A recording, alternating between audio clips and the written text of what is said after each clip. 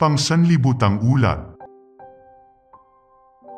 Mahabang paglalakad patungo sa Diyos, Part 1. May 5, Pada, Thailand.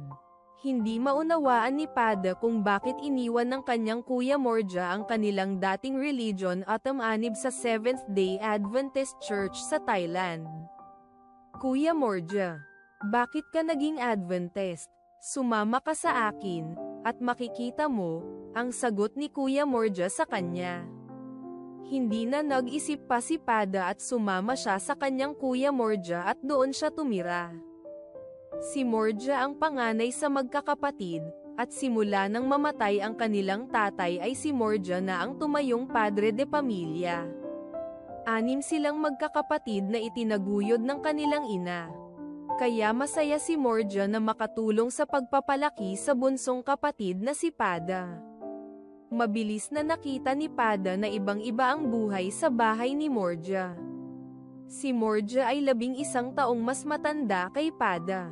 Siya ay may asawa na at 3 anak na lalaki. Si Morja at ang kanyang pamilya ay hindi kumakain ng baboy, ahas, at daga tulad ng ibang mga tao sa bundok na naninirahan sa hangganan ng Thailand at Myanmar. Napakahirap ng mga tao sa bundok, at kinakain nila ang anumang mahanap nila. Si Morja at ang kanyang pamilya ay hindi mayaman, ngunit kumakain lamang sila ng malilinis na pagkain na pinayagan ng Diyos ayon sa Biblia. Simula Linggo hanggang Biyernes ay sama-sama si Pada sa bukid, at pinapanood niya ang nagtatrabahong kalabaw araw-araw. Noong Sabado, ginising siya ng kanyang Kuya Morja alas 5 ng umaga at madilim pa. Pada, oras na para bumangon at maghanda para sa pagsamba. Gusto pa sanang matulog ni Pada ngunit naisip niya na gusto niyang malaman kung bakit naging Adventist ang kanyang Kuya Morja kaya bumangon na rin siya at sumabay sa almusal at naghanda papunta ng simbahan. Pagkatapos kumain, ready na ang pamilya para maglakad papuntang simbahan.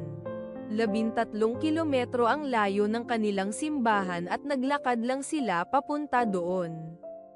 Umakyat sa mga bundok, dumaan sa mga palayan, tumawid sa mga ilog, at sa wakas nakarating sila sa simbahan sa oras ng Sabbath School.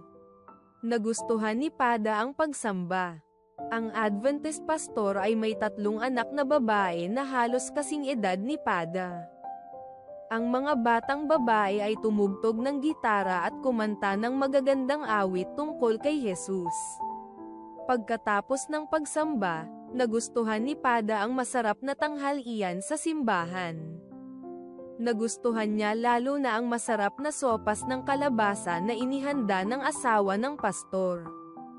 Bagamat isang magandang karanasan ang unang pagbisita ni Pada sa simbahan ay hindi siya natuwa nang gisingin siyang muli ng kanyang kuya ng sumunod na Sabat. Gusto pa niyang matulog, at hindi excited sa mahabang paglalakad papuntang simbahan. Pero pagdating naman niya sa simbahan ay masaya siyang naroon. Ganito palagi ang sitwasyon tuwing Sabat.